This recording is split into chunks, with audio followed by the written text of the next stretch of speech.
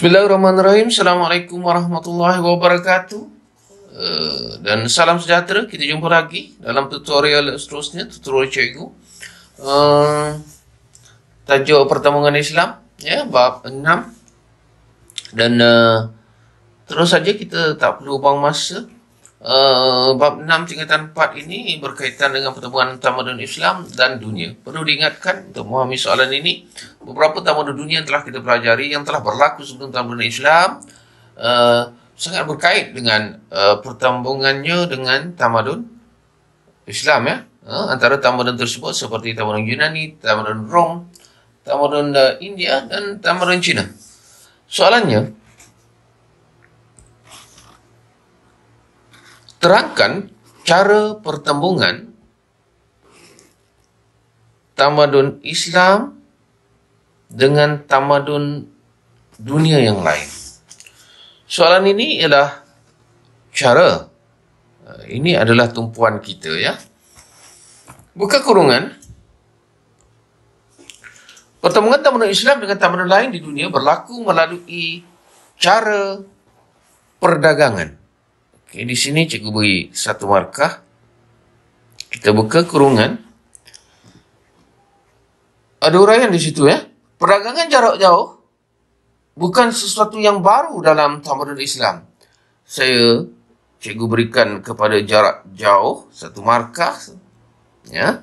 Kemudian cikgu berikan juga kepada contohnya yang diberi. Misalnya Nabi Muhammad SAW pernah berniaga di Syam. Soalannya ialah cara cikgu berikan kepada Nabi Muhammad. Okey. Cara, ya, bukannya tempatnya. Nabi Muhammad SAW, ya.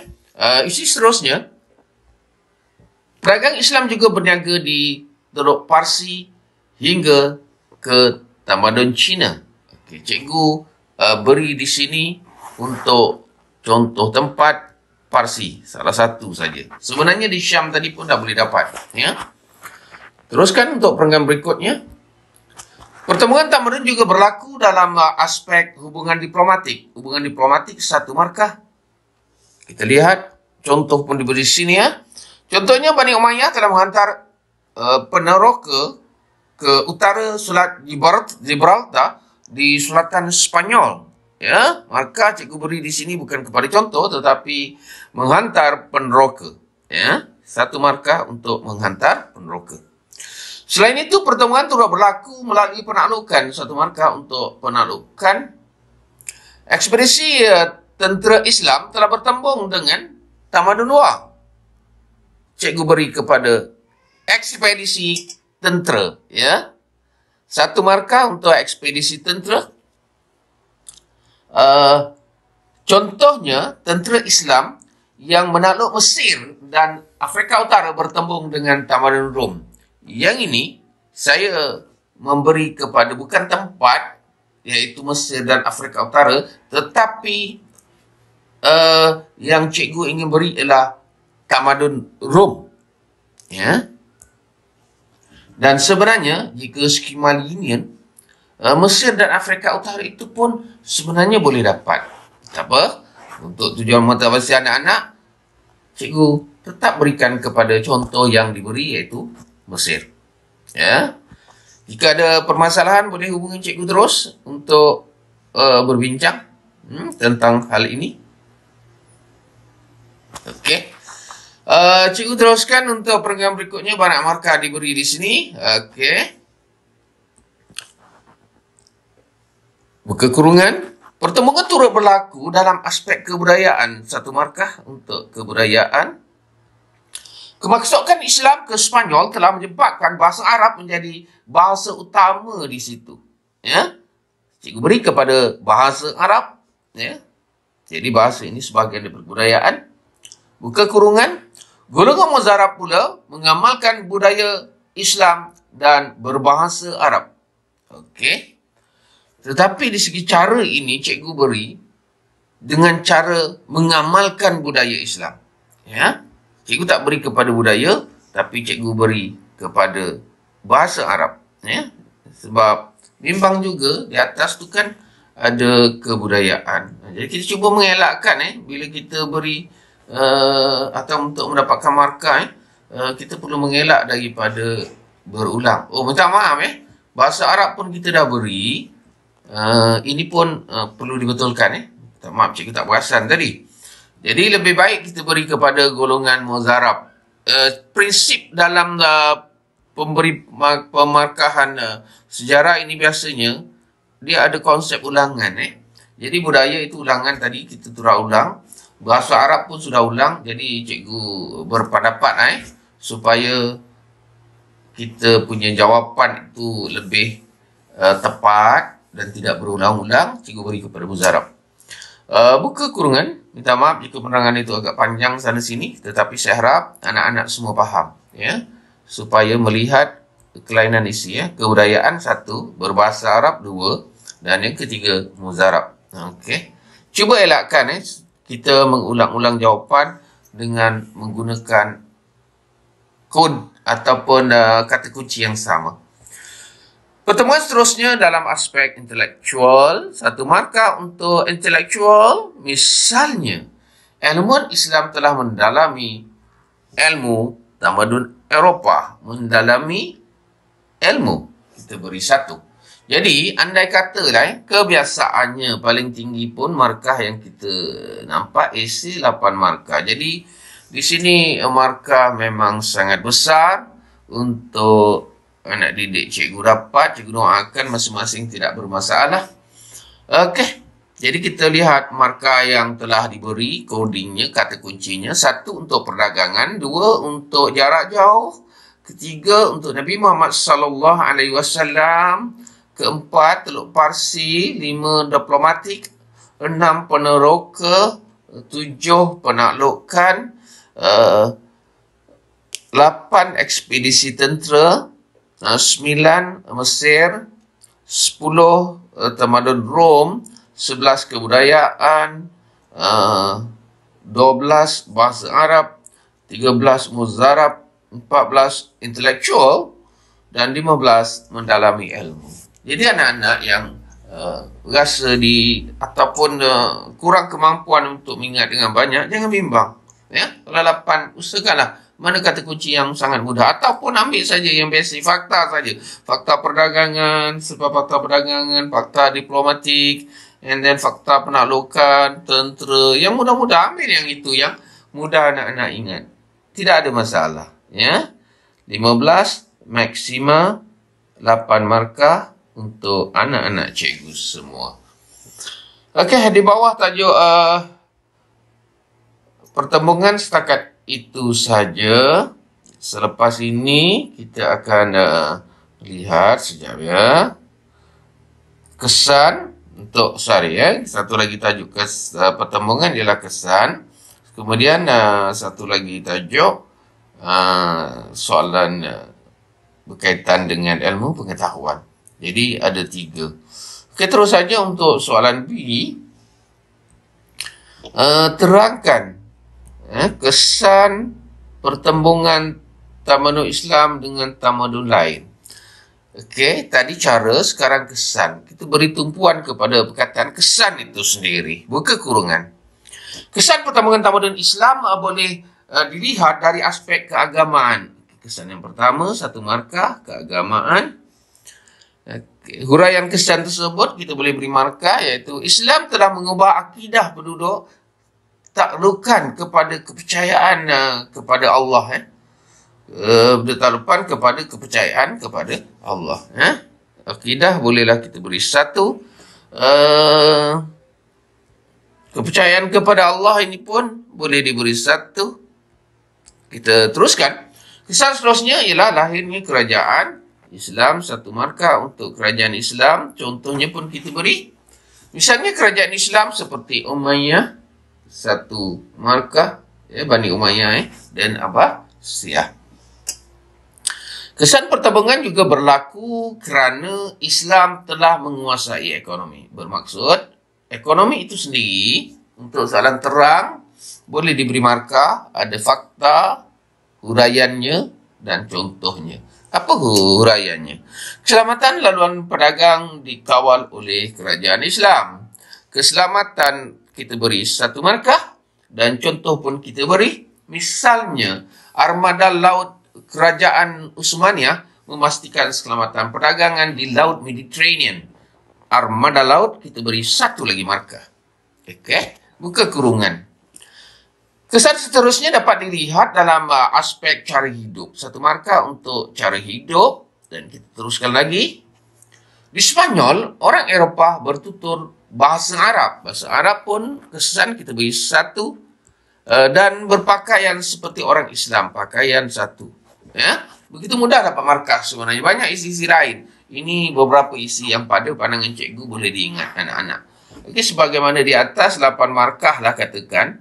Jadi anak-anak boleh pilihlah mana 8 kata kunci yang boleh atas kemampuan diri anak-anak sendiri. Jika banyak, tak ada masalah.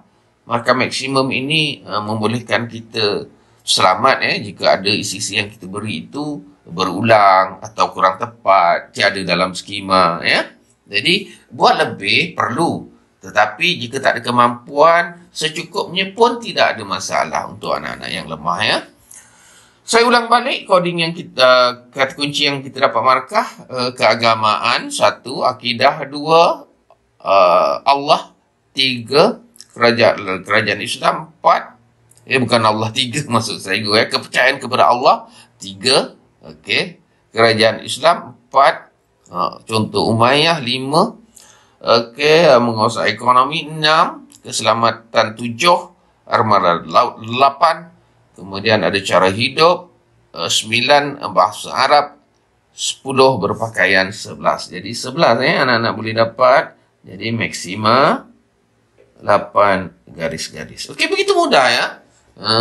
Cikgu mengharapkan anak-anak positif. Subjek sejarah bukanlah satu yang sukar. Tak banyak pun. Ya. Harap anak-anak boleh jawab dengan cemerlang. Okey. C ini sila ambil perhatian. Soalan beraras agak tinggi dan perlu difahami baik-baik. Bila berdepan soalan sebegini, minta penjelasan, minta bukti ataupun banyak lagi soalan-soalan sebegitu. Jadi anak-anak perlu fahami kehendak soalan itu. Jangan gopoh-gapah ya. Pertemuan tamadun Islam dengan tamadun lain di dunia meningkatkan kemajuan ilmu pengetahuan. Pastikan bila walaupun soalan hebat, anak-anak memberi tumpuan kepada yang ditanya. Berikan apa yang ditanya, bukan anda berikan apa yang anda tahu. Dari itu, sila ambil perhatian bahawa soalan ini minta ilmu pengetahuan saja. Okey, kita lihat dan kita tanda sekarang. Okey. Kekurungan. Pertemuan tamadun Islam membolehkan cendekiawan Islam dan bukan Islam bertukar pendapat. Okey, bertukar pendapat, satu markah. Cendekiawan Islam mengumpul maklumat tamadun sebelumnya. Proses yang mereka lalui yang pertama, cendekiawan Islam ni akan kumpul dulu maklumat yang mereka dapat dari tamadun lain. Kemudiannya mereka menterjemah karya tersebut.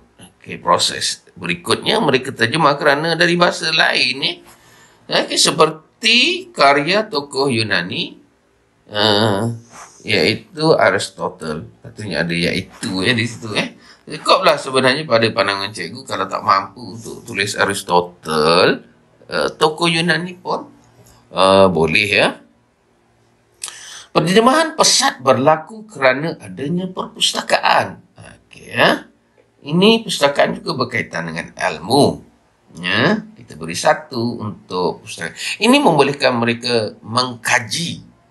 Lihat tadi ada satu mengumpul, cuba pahami. Kemudian ada menterjemah dan yang ketiga mengkaji karya tersebut. Jadi anak-anak di sini patutnya seharusnya dapat markah mengkaji karya. Okey, pertembungan tersebut turut melahirkan ramai cendekiawan Islam. Ya, melahirkan ramai cendekiawan ini cikgu nak beri Okey. Seperti beri satu contoh pun sudah memadai. Kesukaan nak ingat terlalu banyak. Seperti tokoh perubatan Zakaria Ar-Razi. Tutup di situ. Pelbagai ilmu berkembang maju seperti kita berilah contoh-contoh ilmu perubatan bolehlah diberi. Sekurang-kurangnya satu. Jadi kita lihat balik kata kunci kita. Minta maaf jika cikgu agak laju.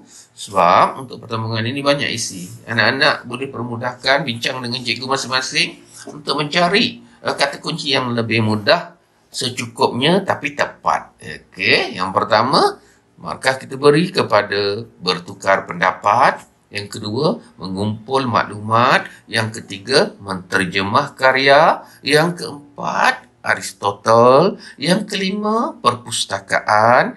Yang keenam, mengkaji karya. Yang ketujuh, ramai, melahirkan ramai cendekiawan. Dan yang ke-8, Zakaria Ar-Razi. Yang ke-9, ilmu perubatan. Mungkin soalan ini, kalau 8 sekalipun, kita masih boleh berapa tadi? 9 ya? Dan maksima, kita masih dapat full mark. Okey. Jadi itu saja di bawah tajuk sekejap ya. Okey, di bawah tajuk pertembungan, ya. Anak-anak dapat 3 soalan yang cikgu beri. Okey, maaf ni agak jauh. Okey, maka kita dah sampai sini. Agak jauh ya. Untuk tajuk penting ya. Yang lain-lain nanti cikgu akan bincangkan juga dalam tutorial akan datang. Jadi pertembungan ini ada beberapa perkara lain ya anak-anak untuk anak-anak ketahui. Sila ambil perhatian. Ada beberapa perkara lain seharusnya anak-anak tahu. Kawasan pertembungan. Jika soalan struktur ni ada kemungkinan boleh ditanya. Nyatakanlah kawasan itu. Mungkin anak-anak boleh tulis kawasan Yunani, Rom dan sebagainya. Okey ya. Kalau soalan struktur barangkali selalunya dia nak 2 ya. Okey, kita teruskan lagi cara. Okey, boleh kita buat rumusan tentang soalan cara tadi. Kalaulah tak mampu anak-anak untuk mengingat huraian-huraian itu, tidak mengapa. Ingatlah sekurang-kurangnya fakta asasnya. Perdagangan, okay, diplomatik, okay, apa lagi? Yang boleh diingat, penaklukan. Mudah saja tajuk ini. Kebudayaan, intelektual. Dan saya percaya anak-anak yang lemah sekalipun tidak perlu risau. Walaupun soalan ini kita nampak tajuk ini macam susah, ingatlah 5 perkataan itu anak-anak dapat 5 markah. 5 sangat banyak sebenarnya untuk anak-anak yang ingin lulus khususnya. Bagi kesan, sebut saja. Kalau tak boleh hurai, buat ayat yang simple tapi kata kuncinya keagamaan. Apa kata kunci yang lain? Ya, kita tengok antara contoh yang lain. Kesan barangkali boleh sebut pengaruh Islam diperluaskan. Perkataan diperluaskan ya. Dan kita teruskan yang lain. Tak mampu kita ingat contoh seperti Delhi, Mughal, Umayyah, Abbasiyah, susah rasa. Tak apa. Jangan kata susah. Cukuplah kita tulis lahir kerajaan Islam. Okey. Apa tak lagi perkataan ekonomi. Bukan susah pun. Cubalah. Soal markah dapat atau tak dapat, kita telah usaha menulisnya. Ya, jika kita tak tulis pasti kita tak dapat markah. Jika kita tulis walaupun politik, ekonomi, sosial, mungkin boleh dapat markah di sana sini. Rezeki kita tak tahu, ya, mesti usaha. Sebenarnya dalam contoh soalan tadi ada sepatutnya ada tentang organisasi sosial, ya tadi apa tadi urbanisasi. Okey, oleh kerana pun banyak isinya ya. Anak-anak boleh ulang kaji sendiri. Okey, kesan yang lain banyak lagi anak-anak yang dalam soalan tu cikgu pilihkan yang boleh memudahkan anda, ya, pendidikan, kehidupan harian, ya. Betul-betul bahasa Arab sebagaimana kita sebutkan tadi, berpakaian. Okey, ada lagi satu golongan muridja, Muridja ini ialah orang Islam minoriti yang berada di bawah pemerintahan Kristian, ya. Kemudian di bawah tajuk berikutnya iaitu kesan. Kita cuba ingat kesan kembali. Okey, bertukar pendapat, menterjemah. Contoh boleh beri satu. Okey, pustakaan apa tadi? Pustakaan, mengkaji, bahan kajian. Okey, kita lihat yang lain. Ya. Apa kesan-kesan yang lain? Boleh beri satu contoh ilmu perubatan. Satu tokoh Ar-Razi. Okey, boleh juga yang lain-lain pun banyak. Ada Ibn Sina. Terpulang pada anak-anak. Ya. Tetapi yang penting perlu nyatakan contohnya. Dan contoh maksudnya contoh ilmu dan juga contoh tokoh. Okey, itu saja. Kita jumpa lagi. Harap boleh faham sebelum kita masuk tajuk bab 7 nanti untuk tutorial seterusnya tentang teori kedatangan Islam ke Asia Tenggara. Itu saja. Assalamualaikum warahmatullahi wabarakatuh dan salam sejahtera.